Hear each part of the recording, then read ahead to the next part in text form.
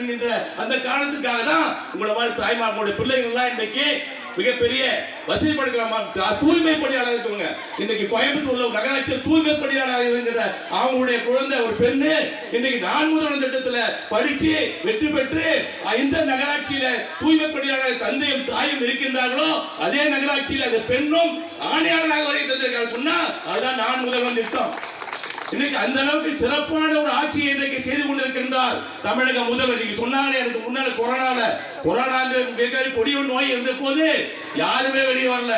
எந்த முதலமைச்சர் இந்தியாவுக்கு எந்த முதலமைச்சர் வரல. இந்தியாவை பிரதமர் மோடி வரல. நமக்கே கூட தெரியாது. நம்ம வீட்டில் இருக்க சொந்தக்காரன் நம்மளை பார்க்க முடியாது. நம்ம மனைவியை பார்க்கல, மக்கள் பார்க்கல, பெண்ணை பார்க்கல, குழந்தைகளை யாருமே பார்க்க முடியாது. அப்படிப்பட்ட கொடிய நோய். ஆனால் அந்த கொடிய நோய் இருந்தாலும் கூட தன் உயிரை பணயம் வைத்து மருத்துவமனைக்கு சென்று கொரோனா நோய்களை பார்த்த ஒரே ஒருவர் முத்துவேல் கருணாநிதி ஸ்டாலின் என்ற ஒரே ஒருவர் தான். அது போல புரிஞ்சுங்க. சொன்னாங்க நடிகர் விஜய் 41 பேரை கரூர்ல இன்னைக்கு சாகடிக்கப்பட்டார்கள். ஆனால் சாகடிக்கிற பொழுது அது யாரும் போய் பார்க்கல.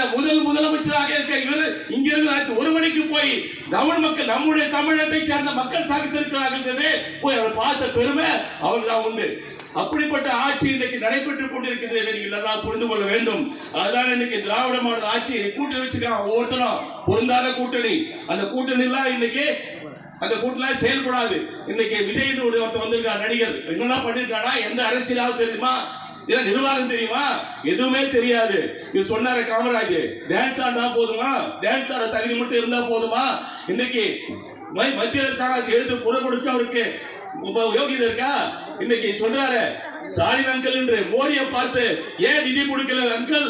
இன்னைக்கு எங்களுக்கு 100 நாள் வேலை நிதி கொடுக்கலையே, நிவாரண நிதி கொடுக்கலையே, இங்க எய்ம்ஸ் மருத்துவமனை கொண்டு வரலையே, ரயில்வேக்கு திட்டம் கொடுக்கலையே, மெட்ரோ ரயிலுக்கு திட்டம் கொடுக்கலையே, அங்கிள் கொடுங்கன்னு கேட்கறது தைரியம் இருந்தா அந்த நடிகருக்கு இவரெல்லாம் ஆட்சி நடத்த முடியுமா என்று நினைத்து பார்க்க வேண்டும். ஒரே கட்சி ஒரே ஆட்சி திராவிட முன்னேற்ற கழகத்துக்காக தான் என்னைக்கு எப்பொழுதும் உங்கள் மத்தியிலே வர முடியும், உங்களுக்காக பணியாற்ற முடியும் என்பதை சொல்லி எந்த நேரத்திலும் ஏதோ குறைகள் இருக்கலாம், குற்றம் இருக்கலாம்.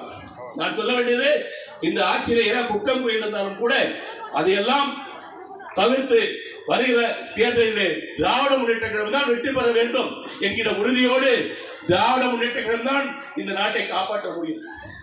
திராவிட முன்னேற்ற கழகம் தான் உங்களுக்காக திட்டங்களை தீட்டி உங்களுக்காக பாடுபட முடியும் என்பதை மட்டும் நீங்கள் உறுதியாக எடுத்துக்கொள்ள வேண்டும். இன்றைக்கு வடநாட்டில பாத்தீங்கன்னா பிஜேபி ஆடுற நாடெல்லாம் பாத்தீங்கன்னா அங்க கலவரம், மத கலவரம், இனக்கலவரம், வேலை